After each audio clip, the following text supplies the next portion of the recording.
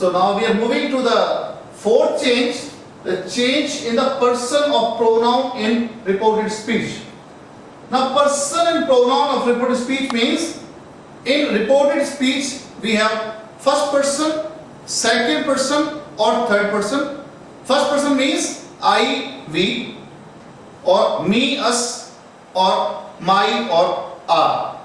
These are first person. Second person means you, your.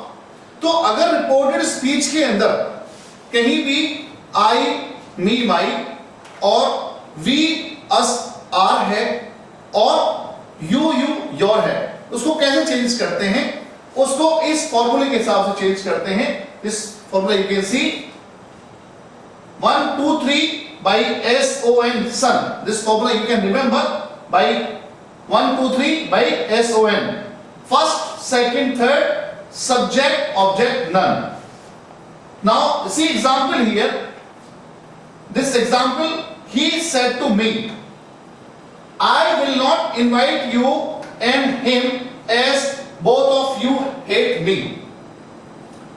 Now when you want to change the persons in the reported speech, आपको क्या करना चाहिए? पहले तो आप जितने भी प्रोनाउन अवेलेबल हैं रिपोर्टेड स्पीच में उन सबको आप एनसर्किल कर लीजिए, जैसे मैंने यहां पर किया हुआ है. आई को मैंने एनसर्किल कर दिया, ये प्रोनाउन है. यू को कर दिया, हिम को, यू को एंड मी को. रिपोर्टेड स्पीच में डायरेक्ट सेंटेंस, डायरेक्ट स्पीच में, रिपोर्टेड स्पीच में मैंने सभी प्रोनाउन को एनसर्किल कर दिया. Now see here, I is the first person. First person of reported speech changes as per the subject of reporting speech. It means इस first person को हम इस reporting speech के subject जो he है इसके हिसाब से चेंज करेंगे. आप ये भी कह सकते हैं I की जगह he रख देंगे. You, second person of reported speech, second person reported speech का changes as per the object of reporting speech. इस second person को इस reporting speech के object के हिसाब से change करेंगे. Now ये second person है, you है, और यहां पर object क्या है? first person है, me है. तो यहां पर you का me कर देंगे. देखिए you का me कर दिया है हमने. Him, third person, remember third person of reported speech changes as per none. It means third person को change नहीं करते हैं. अगर reported speech में third person है, it means he, she, him, her, they, them, their. In that case आप उसको change नहीं करेंगे, वो ऐसे ही रहेगा. थर्ड पर्सन चेंज नहीं होता है. अगर चेंज होता है वो क्या होता है? I, we, ओके, और यू. उन दैट केस नॉमिनेटिव केस है ये. अगर ये ऑब्जेक्टिव केस में है या पॉजिटिव केस में है, इनको चेंज करेंगे. थर्ड पर्सन ही, शी और दे, इनको चेंज नहीं करेंगे, चाहे वो नॉमिनेटिव केस में हो, ऑब्जेक्टिव केस में हो या पॉजिटिव केस में हो. इसीलिए हिम को चेंज नहीं किया है. यू अगेन सेकंड पर्सन है.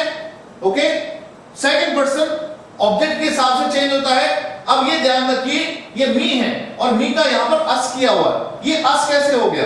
Both of you. It means both of you का मतलब है उसमें मैं भी शामिल हूं और तुम भी शामिल हो. सो बोथ ऑफ होस हो गया, इसलिए यू का अस हो गया. अदरवाइज तो मी हो जाना चाहिए था, बिकॉज यू ऑब्जेक्ट के हिसाब से चेंज होता है, लेकिन यहां पर यू जो दिया हुआ है ये दोनों के लिए है, इसलिए अस हो गया. And hated him. Now next example you can see here. You said to her, can I help you because you are my sister. इस सेंटेंस, इस एग्जाम्पल में भी मैंने जो अभी तक आपको चेंजेस कराए हैं वो सारे हो चुके हैं, उनको भी जरा देख लीजिए आप. For example reporting verb sad को टोल्ड कर दिया है. बिकॉज सैड का टोल्ड कब होता है? जब रिपोर्टेड स्पीच आपकी सिंपल सेंटेंस में होती है. Whenever the reported speech in simple form, you always change reporting verb say, said or will say into tell, told and will tell. Same way क्योंकि ये reported speech simple negative sentence है, इसलिए said को told में change कर दिया है।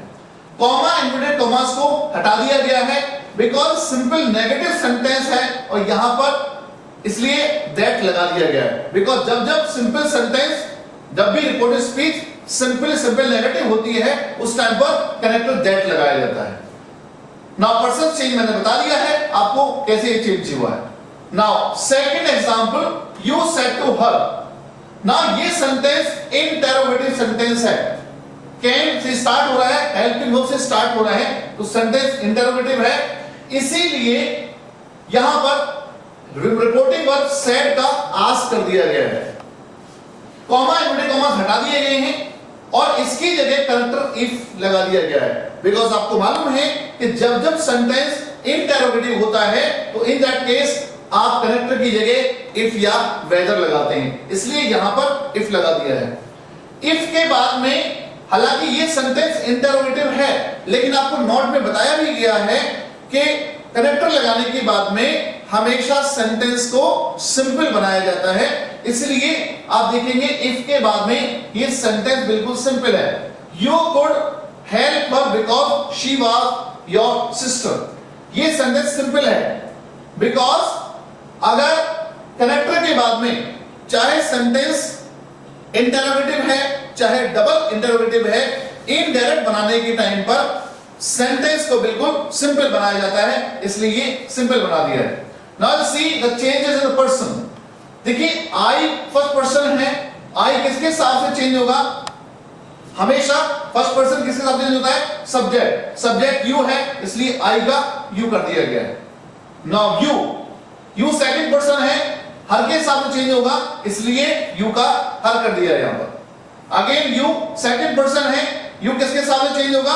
हर के हिसाब से, लेकिन ये सब्जेक्ट है, रिमेंबर इट, और हर क्या है? ऑब्जेक्टिव केस है, तो यहां ऑब्जेक्टिव केस का हम नॉमिनेटिव केस लिखेंगे, इसलिए यू का शी हुआ है। इसको ध्यान से समझ लीजिए, यू का शी कैसे बना? यू का शी इसलिए बना बिकॉज सेकंड पर्सन ऑब्जेक्ट के हिसाब से चेंज होता है और यहां पर ऑब्जेक्ट हर है, तो हर का नॉमिनेटिव केस क्या होगा? शी होगा, इसलिए, और ये नॉमिनेटिव केस है इसलिए शी आ गया। माई इज द फर्स्ट पर्सन, जो सब्जेक्ट के हिसाब से चेंज होता है, सब्जेक्ट यू है और ये पजेसिव केस है, इसलिए यू का पजेसिव केस आएगा और यहां पर पजेसिव केस क्या हो जाएगा? यू का योर हो जाएगा। रिमेंबर, आप सिर्फ पर्सन चेंज करेंगे, रिपोर्टेड स्पीच का सिर्फ पर्सन चेंज करेंगे, उसके केसेस को चेंज नहीं करेंगे। अगर रिपोर्टेड स्पीच में नॉमिनेटिव केस है तो नॉमिनेटिव केस रहेगा, ऑब्जेक्टिव केस है ऑब्जेक्टिव केस रहेगा, और अगर पजेसिव केस है तो पजेसिव केस रहेगा। आप सिर्फ पर्सन को चेंज करेंगे, केस को चेंज नहीं करेंगे, इसलिए माई का यहां पर क्या बन गया? योर बन गया। Got it now? The last example you can see here, they said to you, why are you not talking to us? ये डायरेक्ट सेंटेंस है, ये डबल इंटरोगेटिव सेंटेंस है, बिकॉज वाई से स्टार्ट हुआ है, और आपको बताया गया है कि जब डबल इंटरोगेटिव सेंटेंस होता है, इन दैट केस कनेक्टर क्या होता है?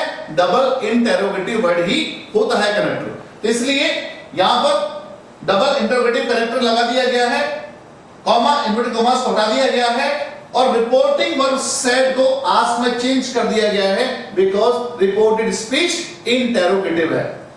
नाउ वाई के बाद में सेंटेंस बिल्कुल सिंपल बनाया है, क्योंकि आपको बताया भी गया है कि जब डबल इंटरोगेटिव सेंटेंस होता है, in that case double interrogative word के बाद में या इफ या वेदर के बाद में सेंटेंस को बिल्कुल सिंपल बनाया जाता है, इसलिए यू सेकंड पर्सन है, यहां भी सेकंड पर्सन है, ऑब्जेक्ट के हिसाब से चेंज होता है, तो यू का यू ही है यहां पर।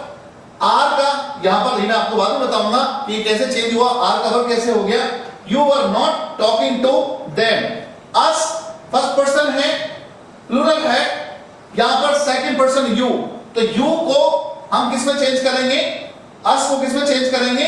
यू में चेंज करेंगे। ओके, तो फर्स्ट पर्सन यू, अस, तो I will not talk to you, not them.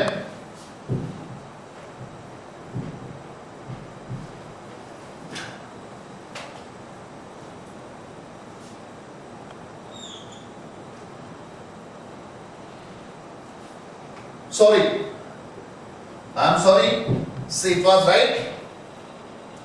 us समझ लीजिए, us फर्स्ट पर्सन है, फर्स्ट पर्सन किसके हिसाब से चेंज होता है, सब्जेक्ट के हिसाब से चेंज होता है, और सब्जेक्ट दे है, तो दे का यहां पर कौन सा केस आ जाएगा, ऑब्जेक्टिव केस आ जाएगा। अस ऑब्जेक्टिव केस है और दे का ऑब्जेक्टिव केस का आता है देम होता है। It was right.